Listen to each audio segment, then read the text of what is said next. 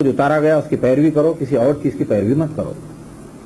تو یہ کتاب جو ہے عمل کے لیے آئی ہے، یہ صرف پڑھنے کے لیے نہیں آئی ہے۔ تلاوت کے معنی عمل کرنے کے یہ آپ کو معلوم ہو چکا ہے۔ سوال یہ ہے کہ الف لام میم سے لے کے والناس تک کیا ہے؟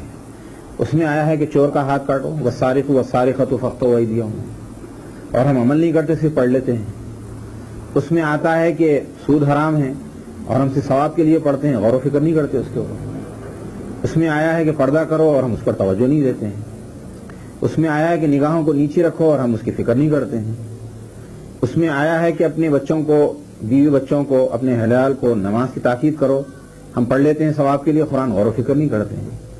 تو قرآن مجید میں کیا کیا چیزیں ہیں؟ اخلاق، معاملات، کاروبار، سیاست، معیشت، معاشرت، اور سمجھیے کہ فرد کے لیے، انڈیویجول کے لیے پروگرام، سوسائٹی کے لیے جو ہے احکام، اور ویلفیئر اسٹیٹ کا پورا ایک سسٹم اس کے اندر دیا گیا۔ اور افسوس ہے کہ ایسی کتاب کو صرف ثواب کے لیے ہم پڑھتے ہیں، نہ سمجھتے ہیں، نہ ترجمہ پڑھتے، نہ تفسیر پڑھتے، نہ غور و فکر کرتے ہیں۔ تو ضروری ہے کہ پہلے ہم سمجھیں گے تو عمل کریں گے، جب سمجھیں گے نہیں تو عمل کیا کریں گے؟ اگر ہم بچوں کو پڑھاتے وقت بچپن میں یہ تاثر دیں کہ بس تم ٹوپی پہن لو یا کپڑا اوڑھ لو، مول صاحب کے پاس پڑھ لو، ایک دور کر لو، بس ختم ہو گئی بات، یہ نہیں بتائیں گے کہ اس کا ترجمہ پڑھو، اس کی تشریح پڑھو، اس کو سمجھو، اس پر عمل کرو، یہ کبھی نہیں بتائیں گے، تو زندگی بھر بچوں کو پتہ نہیں چلتا کہ آخر اس میں ہے کیا۔ پہلی مرتبہ معلوم ہوتا ہے کہ ہم کچھ سن رہے ہیں، سمجھ رہے ہیں۔ تو ترجمے سے ضرور پڑھائیے۔ دیکھیے انگلش میڈیم میں کیسا پڑھاتے ہیں، بچوں کو ایکشنز بتاتے ہیں۔ ایک غیر زبان کو مادری زبانی برابر نہیں سیکھا ہو، غیر زبان کو ٹھوسنے کے لیے کیا کیا طریقے اختیار کرتے ہیں۔ کلر بتاتے ہیں، یہ ریڈ کلر ہے، یہ گرین ہے، یہ یلو ہے، یہ فلاں ہے، یہ فلاں ہے۔ اور قرآن مجید ذرا جھل جھل کے پڑھ لو، اس کے بعد جو ہے رکھ دو اس کو۔ اسی طریقے سے نماز ہے، اذان ہوتی ہے، پلو اوڑھ لیتے ہیں، احترام تو ہو گیا اذان کا، اذان ختم ہوئی، پلو ہٹا لیے، اس کے معنی کہ نماز بھی ختم ہو، یعنی صرف پلو اوڑھ لینا، ہٹا لینا، ہو گئی نماز۔ اس سے کیا حاصل ہے؟ یہ ایسے قرآن پڑھ لیے اور پھر رکھ دیے، اس سے کیا حاصل ہے؟ یہ تو کتاب سمجھنے کے لیے آئی ہے، عمل کے لیے آئی ہے۔ تو پہلا درجہ ہے قرأت، دوسرا درجہ ہے تلاوت یعنی عمل کرنا، تیسرا درجہ ہے تدبر۔ تدبر کے معنی غور و فکر کرنا، بلکہ صحیح ترجمہ جو ہے اس کا ریسرچ کا ہوتا ہے، اس کا ریسرچ اسکالر بننا ہر ایک کے لیے ممکن نہیں ہے، لیکن ہمارے مفسرین کو اللہ تعالیٰ جزائے خیر دے کہ جنہوں نے 30 سال، 40 سال محنت کر کے رات بھر جاگ کر عربی ڈکشنریاں، لغتیں رکھ کر اور قدیم تفسیریں رکھ کر اپنی پوری علمی قوت کو نچوڑ دیا اور ہمارے لیے ایسی عمدہ تفسیریں لکھی کہ ان تفسیروں کو ہم پڑھ لیں تو یہ تدبر کے لیے بہت کافی ہے۔ اردو زبان پر اللہ کا خاص فضل ہے کہ تفسیر حقانی، تفسیر تفہیم القرآن، تفسیر تدبر قرآن، بیان القرآن، معارف القرآن، یہ سب اردو میں تفسیریں آ چکی ہیں، 4 جلدوں میں، 8 جلدوں میں، 10 جلدوں میں۔ آپ پڑھیے تو آپ کو کئی کتابوں سے بے نیازی حاصل ہو جائے گی اور قرآن مجید کو اچھی طرح سمجھ سکیں گے آپ۔ لہذا اپنے بچوں کو اردو پڑھائیے، قرآن کی تفسیریں پڑھائیے، تاکہ تدبر کریں، غور و فکر کریں اور اس کے حلقے قائم کریں۔ ایک ایک آیت پر اسٹاپ اینڈ پروسیڈ کے اصول کے تحت پڑھیں، غور و فکر کریں، عمل کریں، پھر آگے بڑھیں۔ اور ایسا پڑھائیں جیسے میتھمیٹکس پڑھاتے ہیں، ایسے پڑھائیں جیسے فزیکل سائنسز پڑھاتے ہیں، بایولوجیکل سائنسز پڑھاتے ہیں۔ اس طریقے سے قرآن مجید کو پڑھائیں جیسے ڈسیکشن ہوتا ہے مینڈک کا، یا پھر یہ کہ جو ہے میڈیسن کی تعلیم ہوتی ہے، ہارٹ سرجری بتائی جاتی ہے ٹی وی کے ذریعے سے ڈاکٹروں کو کہ جو ہے کس طرح جو ہے ہارٹ کو نکالا جاتا ہے اور پھر کس طرح جو ہے انسان کی سانس کو، اس کی زندگی کو برقرار رکھا جاتا ہے، پھر اس کو جوڑا جاتا ہے، وہ پورا جو ہے بتایا جاتا ہے اس کے اوپر۔ جو ایسا قرآن مجید کو نکھار کر الگ الگ کر کے بتایا جائے تو اس کا احترام اور عظمت بھی پیدا ہوگی دلوں کے اندر، پھر عمل کی طرف آدمی کو ترغیب بھی ہوگی۔ جب سمجھے گا نہیں، غور و فکر نہیں کرے گا تو کیا خاک عمل کرے گا۔ تیسری چیز ہے تدبر، غور و فکر کرنا۔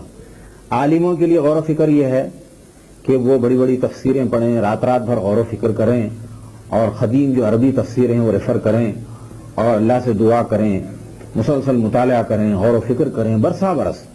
ہم نے ایسے علماء کو دیکھا ہے تو رات بھر گھنٹوں قرآن مجید کی چند آیتوں پر غور و فکر کرتے ہیں، جو نتائج اخذ کرتے ہیں اس کو پھر نوٹ کرتے ہیں، پھر منتقل کرتے ہیں کاغذ کے اوپر۔ تو یہ تو علماء کا کام تو بہت ہی علمی کام ہے وہ۔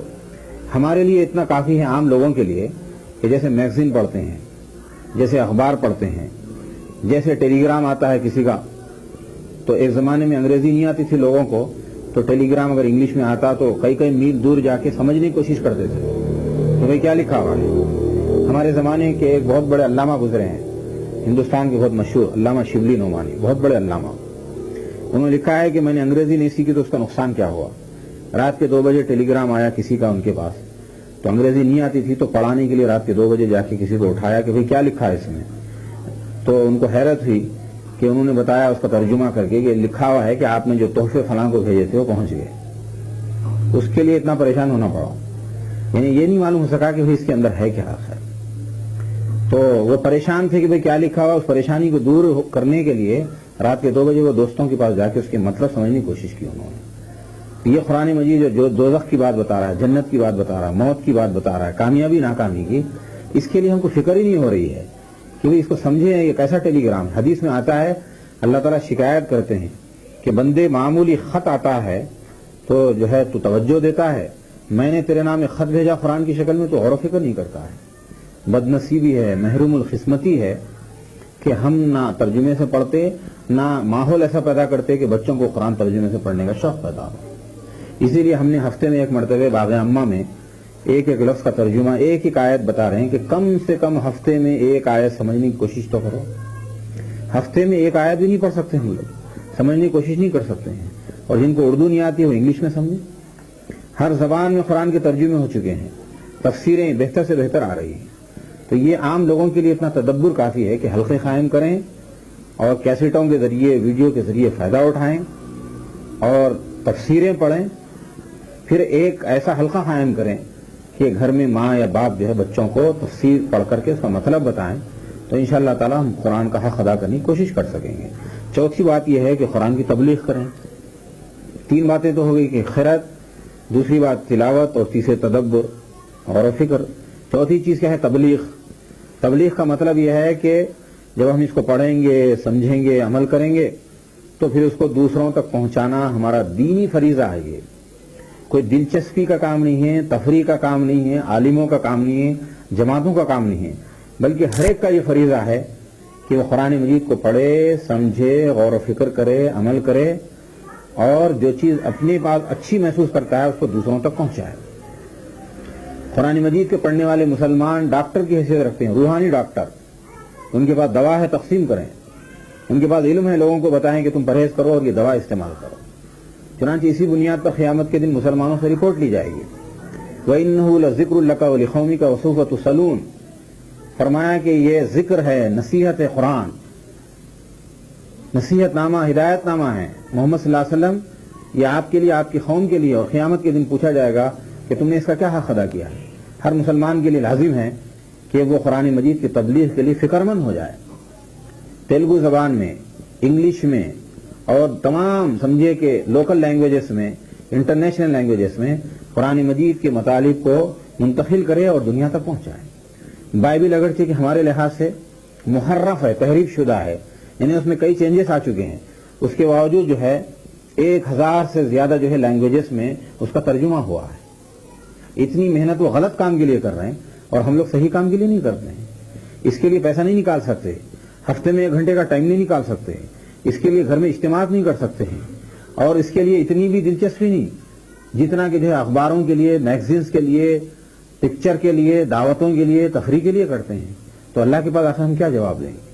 کیا اللہ تعالیٰ نہیں پوچھے گا کہ قرآن کے خزانے کو پر تم بیٹھ گئے تھے، نہ اس خزانے سے فائدہ تم نے اٹھایا، نہ دوسروں تک پہنچایا، اس کتاب کو غلاف میں لپیٹ کے اوپر رکھ دیا، تمہارا کام تو یہ تھا کہ اس کو پڑھتے، اس کی خوشبو سے فائدہ اٹھاتے، دنیا کو معطر کرتے، اس روحانی غذا کو کھاتے اور دوسروں کو بتاتے کہ اس میں کیا روحانی غذا ہے، اس کی روشنی سے اپنے گھروں کو، اپنے خلوق کو، خاندانوں کو، بستیوں کو منور کرتے اور سارے عالم کو منور کرتے۔ لہذا ضرورت اس بات کی ہے کہ تبلیغ کی اہمیت کو محسوس کریں۔ حضور صلی اللہ علیہ وسلم غار میں بیٹھے ہوئے تھے، قرآن اترا تو ایسا نہیں ہوا کہ غار میں بیٹھے ہوئے ہیں، قرآن سنایا پھر غار میں بیٹھ گئے جا کے، ایسا نہیں، بلکہ فرمایا کہ یا ایھا المزمل قم اللیل، اٹھو رات میں پڑھو قرآن، سمجھو۔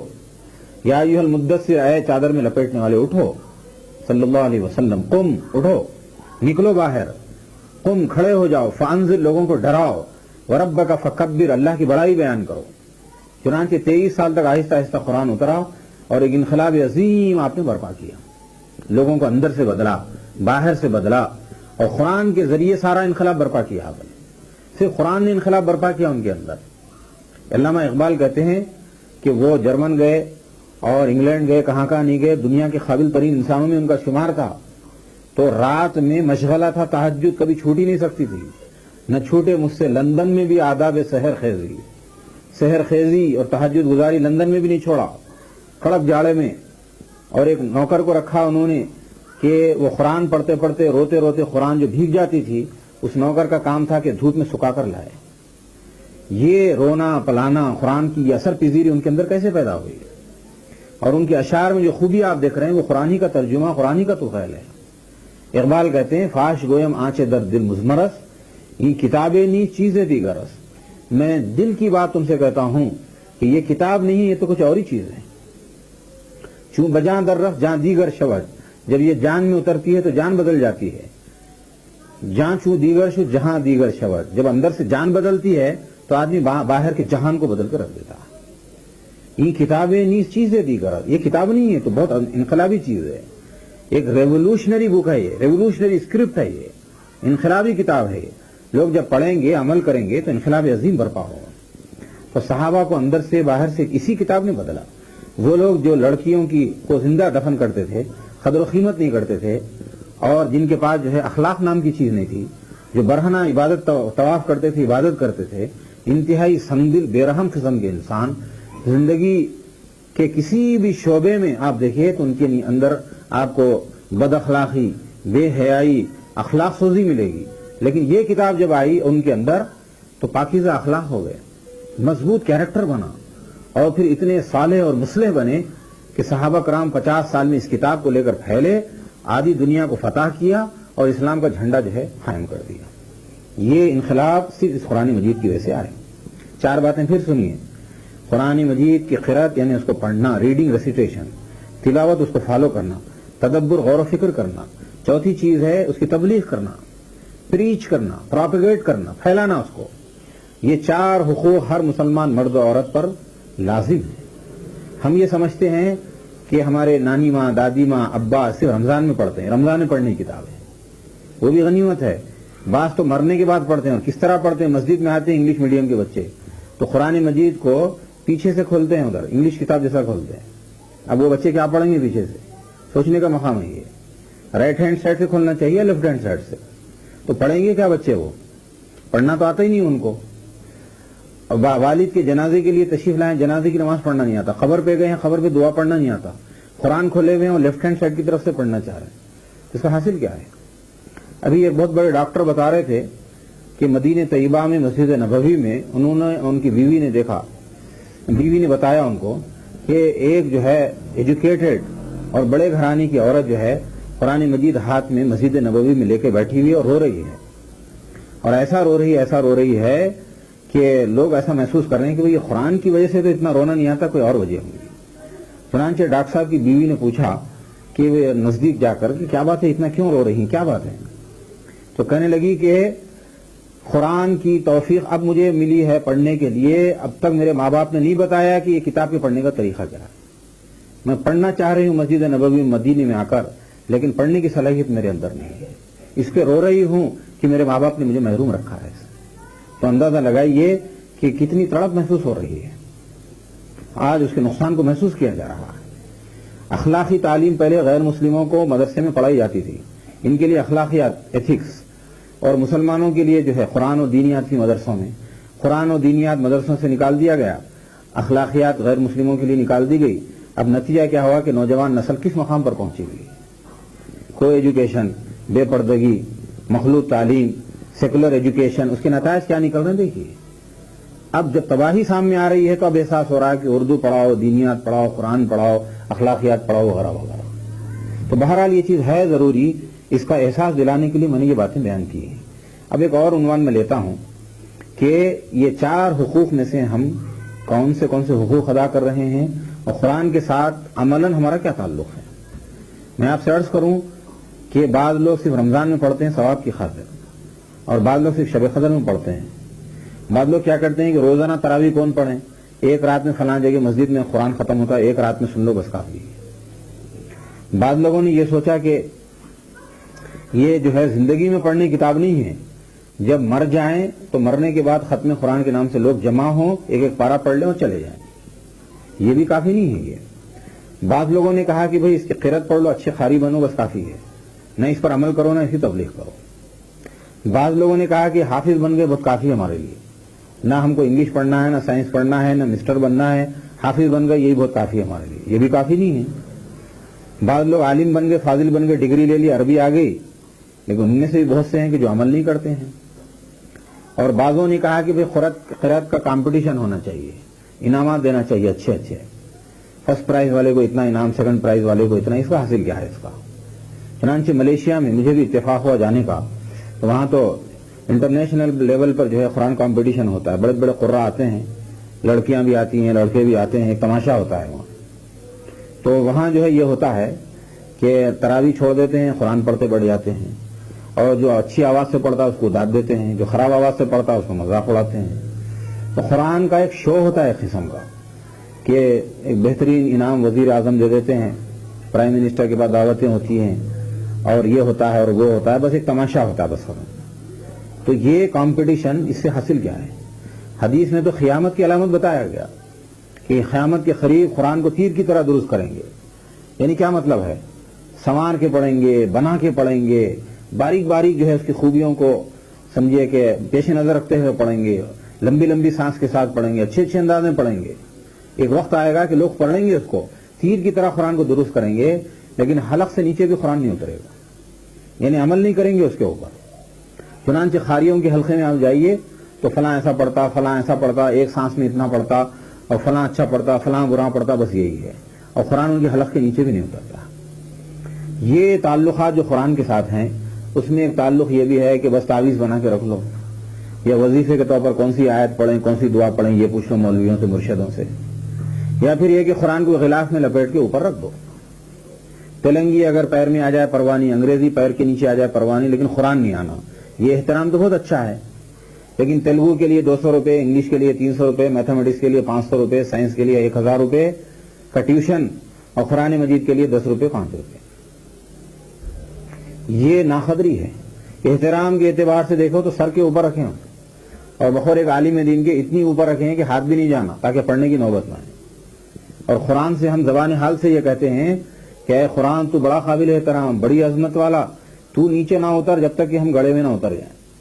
یعنی ہمارے مرنے کے بعد ہم تو نہیں پڑھیں گے, ہمارے مرنے کے بعد دوسرے ہمارے اوپر پڑھیں گے. قرآن ہم تو تجھے نہیں پڑھیں گے, تو ہمارے اوپر پڑھا جا.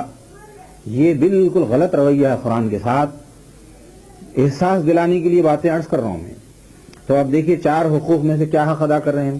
تلاوت اور قرأت. قرأت کہاں ہوتی ہے؟ گھروں میں نحوست, بے برکتی, گانا بجانا, اور شیطانی فلم, ٹی وی, ویڈیو میں جو کچھ ہو رہا ہے بولنے کی ضرورت نہیں ہے, اور اس میں برا ماننے کی بھی کوئی بات نہیں ہے. حق بات بہرحال کڑوی ہوتی. حدیث میں آتا الحق مرن, حق بات کہو اگرچہ کہ کڑوی ہو. قل الحق و ان کان مرن, حق کہو اگرچہ کہ کڑوی لگے. تو یہ شیطانی فلمیں, ننگے فلمیں, اور غلیظ قسم کے پوسٹر اور میگزینز اور یہ اور وہ, تو وہاں قرآن کا کیا دخل ہے؟ تو شیطان کے بارے میں حدیث میں آتا ہے کہ جس گھر میں سورہ بقرہ پڑھی جاتی ہے تو 4 دن تک شیطان چلے جاتا, اور سورہ بقرہ نہ پڑھی جائے اور اس کے بجائے گندے فلم اور یہ اور وہ گھر میں ہوتے رہیں تو 4 دن ایڈوانس آ کے بیٹھ جاتا, جھنڈا گاڑ کے بیٹھ جاتا نہیں وہاں سے وہ. یہ بے برکتی, یہ افلاس, یہ گھروں میں جھگڑے ٹنٹے, یہ سب کیوں ہیں؟ ہم نے قرآن کو چھوڑ دیا ہے. قرآن پڑھیں گے تو برکت آئے گی, قرآن پڑھیں گے تو شیطان بھاگے گا, قرآن آئے گا تو اس کے فائدے ہوں گے. ہم نے قرآن کو چھوڑ دیا ہے. اب کوشش کریں کہ قرآن کو ہم پکڑ لیں, اور یہ نہیں کہ آپ ادھر ادھر دریافت کرتے پھرے کہ صاحب قرآن تو نہیں پڑھتے, عمل تو نہیں کرتے, کوئی وظیفہ بتا دیجئے, کوئی دعا پڑھ دیجئے. یہ وظیفے کے پیچھے مت پڑھیے, تنخواہ کے پیچھے پڑھیے. یعنی قرآن کو پڑھیے, سمجھیے, عمل کیجیے. دوسری چیز ہے تلاوت, عمل کرنا. کہاں عمل ہو رہا ہے, کتنا عمل ہو رہا ہے؟ 40 سے زیادہ مسلم ملک ہیں, اور گورنمنٹ لیول پر جو ہے کیا کام ہو رہا ہے؟ کانسٹیٹیوشن میں لکھا ہوا ہے کہ قرآن حدیث جو ہے ہمارے کانسٹیٹیوشن کا بیس ہے, لیکن عملی طور پر نہ قرآن پہ عمل ہو رہا, نہ حدیث پہ عمل ہو رہا ہے, اور اللہ کے پاس ان کو جواب دینا پڑے گا. اور ادھر آپ دیکھیے مسلم ملک ہیں, मदरसों कॉलेजेस के अंदर दीनी तालीम का इंतजाम नहीं है और मुसलमान बच्चे दीनियात का पीरियड बराबर पढ़ते नहीं हैं। बाद मुसलमान मुल्क जो इस्लाम के नाम पे हासिल किए गए हैं, औरतें कुरान और इस्लाम के खिलाफ बगावत कर रही हैं कि हमको कुरान नहीं चाहिए, हमको इस्लामी कानून नहीं चाहिए, इस्लामी शरीयत नहीं चाहिए। मालूम नहीं ऐसी औरतें क्या जवाब देंगे। पाकिस्तान में एक एसोसिएशन है औरतों की, अपवा नाम है, ऑल पाकिस्तान वीमेंस एसोसिएशन, और वो इंतहाई फैशनेबल और कुरान और इस्लाम की बिल्कुल बागी। चुनांचे बरसरे बाजार आकर ऐलान करते हैं कि मौलवियों को हटाओ टीवी पे से, ये दीन की बात मत करो, ये शरीयत की बात मत करो, और ये करो और वो करो। इस तरीके से आप देखते हैं कि कुरान के खिलाफ बगावत कर रहे हैं बजाय इसके कि अमल करते हैं और उसकी तबलीग करते हैं। इसी तरीके से मैं आपसे अर्ज करूं कि तदब्बुर के लिए हल्के चाहिए। घरों में माँ बाप लेकर बैठें और उलमा को बुलाएं, उनके इज्तिमात में जाएं, कैसेटें सुनें, किताबें पढ़ें, तफसीरें पढ़ें, तो फिर कुरान समझने में मदद भी मिलती है। जब हम उलमा से बेनियाज हो जाएं, तफसीरों से बेनियाज हो जाएं, तो फिर तदब्बुर क्या करेंगे और उससे फायदा क्या उठाएंगे। तदब्बुर ऐसे ही करें आप जैसे एक खत आता है, टेलीग्राम आता है, तो चार लोग मिल करके उस पर गौर व फिक्र करते हैं कि भाई इन्होंने ये लिखा है, इसका मतलब ये है और ये है और ये है। तो इस तरह हल्के कायम करें। चौथी चीज हमने बताई तबलीग करना, इसको फैलाना, इसकी इशाअत करना। इस सिलसिले में भी हम बड़े कोता वाक़ हुए हैं और हम बड़े मुजरिम साबित होंगे। कोशिश करें कि हम इसको किताबों के जरिए और मुख्तलिफ तरीकों से कुरान मजीद की इशाअत करें। अब मैं आपको एक छोटा सा वाक़या सुनाता हूं कि एक अल्लाह के बंदियां इसीलिए गुजरे हैं कि कुरान उनके ऊपर मुसल्लत था। कुरान में ओढ़ना बिछोना और कुरान मजीद पर गौर व फिक्र करना, कुरान मजीद के घर में माहौल बनाना, अपनी औलाद को उसके मुताबिक तैयार करना और कुरान ही को अपनी इज्जत का मियार बनाना और कुरान ही के जरिए सब कुछ करते थे। यानी ये खातून का वाक़या है, मैंने पहले भी सुनाया था। अब मैं चाहता हूं कि ये चीज वीडियो में आ जाए ताकि लोग सुने और अंदाजा करें कि कुरान के अंदर क्या खूबी है। मगरिब का वक्त अगरचे के करीब है, लेकिन ये वक्त जो है तकरीबन घंटा सवा घंटा बाकी रहता है। मैं चाहता हूं कि ये अपने मौजू को कंप्लीट कर लूं। उम्मीद है कि आप तवज्जो से समाअत फरमाएंगे। इसमें यह है कि कुरान मजीद की मैं एक खास खूबी की तरफ इशारा कर रहा हूं। वो ये है कि अगर कोई चाहे तो पूरी गुफ्तगू कुरान में कर सकता है। बहुत पहले की बात है, यानी यूं समझिए कि 1500 बरस पहले की तकरीबन, कि हमारे एक बड़े अल्लामा गुजरे हैं, मुहद्दिस हदीस के माहिर इमाम अब्दुल्ला इब्न मुबारक।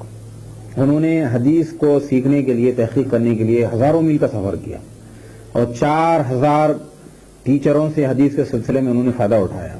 मुल्क की खाद छान मारी, सफर किया उन्होंने। तो उनके साथ ये वाकया पेश आया, कुछ लंबा वाकया नहीं है, कि एक खातून, बूढ़ी खातून जो बड़ी अल्लाह वाली थी, कुरान की माहिर थी, वो हज को जाते जाते जंगल में रुक गई थी।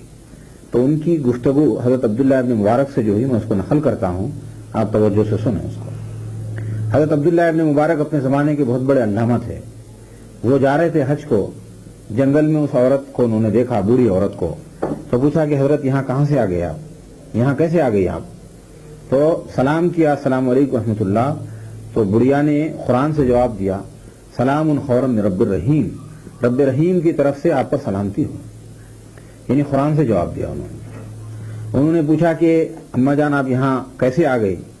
तो कहने लगी कि सुब्हानल्लज़ी असरा बिअब्दिही लैलन मिनल मस्जिदिल हराम इलल मस्जिदिल अक़सा, जिससे इशारा निकलता है कि मैं मस्जिद हराम काबतुल्लाह को जाने वाली थी और रुक गई। पूछा उन्होंने कि आप यहाँ रुक क्यों गई हैं, क्या बात हुई, आपके साथ क्या वाक़या पेश आया? तो कहने लगी कुरान की जुबान में, मन युज़लिल्लाहु फला हादिया ला, अल्लाह जिसको गुमराह कर दे उसके लिए कोई हादी और रहनुमा नहीं। यानी मतलब ये कि मैं रास्ता भटक गई। फिर आपने फरमाया कि आप यहाँ कितने दिन से हैं जंगल में? तो कहने लगी कि सलासा लयालिन सविया, 3 रातें हो गई। ये जवाब भी कुरान से दिया उन्होंने। फिर उन्होंने पूछा कि यहाँ खाने पीने का सामान क्या है आपके लिए जंगल में? तो कहने लगी कि वन तसूमु खैरुल लकुम इन कुंतुम तालमून, रोजा रखो तो तुम्हारे हाथ में बेहतर है। यानी मतलब ये कि मैं रोजे से हूं। फिर आपने पूछा कि अम्मा जान यहाँ तो कोई पानी नहीं मिल रहा है, तो आप यहाँ पानी क्या पीती होंगी, वजू क्या करती होंगी? तो फरमाया कि फलम तजिदु माम फतयम्ममु सईदन तय्यिबा, पानी अगर न मिले तो पाक मिट्टी से तयम्मुम कर लो। यही मतलब है कि मैं अपना तयम्मुम से काम चला रही हूं। उन्होंने कहा कि मेरे पास खाना है, कुछ खा लीजिए। اور روزہ توڑ دیجئے، کیا حرج ہے؟ تو کہنے لگی کہ وان تصوموا خیر لکم ان کنتم تعلمون، روزہ رکھ لو تو تمہارے حق میں بہتر ہے، تو میرے لیے روزہ ہی بہتر ہے۔ پھر آپ نے پوچھا کہ کیا میں آپ کو کعبۃ اللہ تک پہنچا دوں؟ تو کہا کہ وما تفعلوا من خیر فإن اللہ بہ علیم، تم کوئی نیکی کرو گے تو اللہ اس کو دیکھ رہا ہے، جانتا ہے اللہ، یعنی اس سے اچھی بات کیا ہوگی؟ مختصر یہ کہ آپ نے ان کو فرمایا کہ یہ سواری ہے، اونٹ ہے، آپ بیٹھ جائیے، میں آپ کو پہنچا دوں گا۔ تو فرمایا کہ قل للمؤمنین یغضوا من ابصارہم، کہو مومن مردوں کی نگاہوں کو نیچے رکھ لیں، یعنی اپنی نگاہ کو آپ نیچے کیجئے، نیچے کیا انہوں نے۔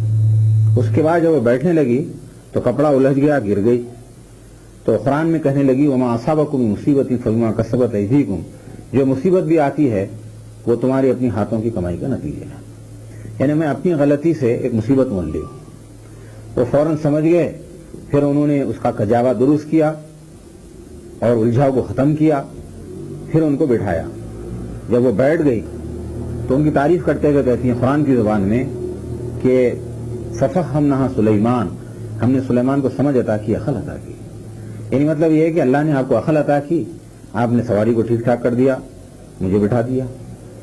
جب وہ بیٹھ کر جانے لگی تو سواری کو وہ تیز تیز چلا رہے تھے، تو قرآن کی زبان میں کہتی ہے کہ وقصد فی مشیک، درمیانی چال سے چلو، یعنی بالکل آہستہ بھی نہیں، بالکل تیز بھی نہیں۔ تو وہ سمجھ گئے اور اپنی چال کو سواری کے انہوں نے ٹھیک ٹھاک کر لیا۔ سواری پر چلتے چلتے کچھ اشعار پڑھتے ہوئے لوگ چلتے ہیں، عرب اس کو ہدی بولتے ہیں، ہدی خانی، یعنی کچھ گنگناتے ہوئے پڑھتے ہوئے جاتے ہیں۔ تو جب وہ پڑھ رہے تھے تو پیچھے سے ڈانٹ کر کہتی ہے فقرؤوا ما تیسر من القرآن، پڑھنا ہی ہے تو کچھ قرآن پڑھو۔ اتنا ان کی طبیعت پر گہرا اثر ہوا تو انہوں نے پوچھا کہ اماں جان آپ جو ہے عربی میں میری طرح بات کیوں نہیں کرتی ہیں، قرآن میں کیوں بات کرتی ہیں؟ تو کہنے لگی ما یلفظ من قول الا لدیہ رقیب عتید، کہ زبان سے انسان کی کوئی بات نکلتی نہیں مگر فرشتہ ریکارڈ کرنے کے لیے موجود ہے، تو میری ہر چیز ریکارڈ ہو رہی ہے، تو کیوں میں عربی میں بات کروں، کیوں نہ میں قرآن میں بات کروں، تاکہ جو بات بھی نکلے وہ قرآن کی الفاظ بن کر نکلیں اور میں گناہوں سے اپنے آپ کو بچا لوں۔ تو اس طریقے سے ان کو بڑی حیرانی ہوئی۔ جب وہ پہنچا دیے کعبۃ اللہ تک تو پوچھنے لگے کہ اس مجمع میں آپ کس سے ملیں گے، یہاں کیا کریں گے؟ تو کہتی ہے کہ المال والبنون زینت الحیات الدنیا، مال بیٹے وغیرہ جو ہے دنیا کی زینت ہے، یعنی میں اپنے بیٹوں سے ملنا چاہتی ہوں۔ انہوں نے پوچھا کہ آپ کے بیٹے کون ہیں اس مجمع میں؟ تو کہنے لگی کہ وعلامات وبالنجم هم یہتدون، میرے بیٹے ستاروں کی مانند ہیں، ستاروں سے لوگ راستہ معلوم کرتے ہیں، ستاروں کی روشنی میں۔ پوچھ لو کسی سے بھی بتا دیں گے میرے بیٹے کیسے ہیں۔ تو پوچھا کہ بھئی آخر نام تو بتائیے، اتنے ہزاروں کے مجمع میں آپ کے بیٹوں کو ہم کہاں تلاش کریں؟ تو کہنے لگی کہ کلم اللہ موسیٰ تکلیما زکریا و یحییٰ و عیسیٰ واتخذ اللہ ابراہیم خلیلا وغیرہ وغیرہ، یہ ہے میرے بیٹوں کے نام۔ جا کے انہوں نے بیٹوں کا نام پکارا، مجمع میں تلاش کیا، بیٹے مل گئے تو بتایا کہ دیکھو تمہاری والدہ ہیں، میں ان کو لے کر آیا ہوں۔ فوراً آئے اور بہت خوشی ہے، بہت خوشی ہے کہ آپ نے بڑا احسان کیا، ہماری والدہ جو گم ہو گئی تھی یہاں تک پہنچایا، ہم آپ کا شکریہ ادا نہیں کر سکتے۔ پھر ماں نے گھر میں داخل ہو کر کے بلایا حضرت کو، حضرت عبداللہ ابن مبارک کو، جنہوں نے ان کو پہنچایا، اور قرآن کے انداز میں کہا کہ سلام قول من رب رحیم ادخلوها بسلام آمنین، سلامتی کے ساتھ جنت میں آ جاؤ، سلامتی کے ساتھ گھر میں آ جاؤ۔ وہ پہنچے گھر میں اور بیٹوں سے کہا فلیأتکم برزق منہ ولیتلطف، تم میں سے کوئی جائے اور اچھے سے اچھا کھانا لائے۔ یہ اصحاب کہف والی آیت ہے۔ چنانچہ بچے اچھے سے اچھا کھانا لائے اور مہمان کے سامنے رکھا۔ تو ماں نے کہا حضرت سے کلوا واشربوا ہنیئا بما اسلفتم فی الایام الخالیہ، کہ تم نے گزرے ہوئے دنوں میں جو اچھے اچھے کام کیے اس کا بدلہ ہے۔ کہا کہ نہیں ہم کھانا وانا نہیں کھاتے، کوئی شکریہ کہ ہم جو ہے ہم کو ضرورت نہیں ہے۔ تو کہا کہ نہیں، هل جزاء الاحسان الا الاحسان، احسان کا بدلہ احسان کے سوا کیا ہو سکتا ہے؟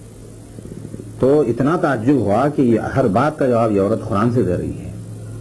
تو بچوں نے بتایا آخر میں ان کو کہ حضرت یہ ہماری والدہ ہے جو 40 سال سے ہمارے ساتھ قرآن میں بات کرتی ہے۔